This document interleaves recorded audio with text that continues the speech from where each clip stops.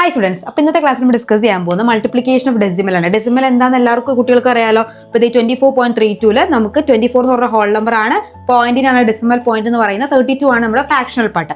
നോക്കിക്കേ മക്കളെ first question 0.203 ഇത് നമ്മൾ 1000 കൊണ്ട് മൾട്ടിപ്ലൈ ചെയ്യുകയാണെങ്കിൽ മൾട്ടിപ്ലിക്കേഷൻ ആണെങ്കിൽ നമ്മുടെ ഈ പോയിന്റ് എങ്ങോട്ട് പോകും? റൈറ്റ് സൈഡിലോട്ട് ചേഞ്ച് ആവും അല്ലേ?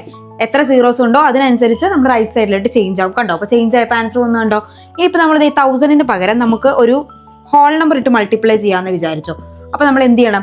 സാധാ പോലെ തന്നെ നമ്മൾ ഇത് കണ്ടോ 0.203 നമ്മൾ മാറ്റിയേക്കുന്നുണ്ടോ 1000 വെച്ച് മൾട്ടിപ്ലൈ ചെയ്ത്, അതുപോലെ തന്നെ മാറ്റുക. അതിന്റെ കൂടെ നമ്മൾ ആ 16 ഒന്ന് മൾട്ടിപ്ലൈ ചെയ്യുക.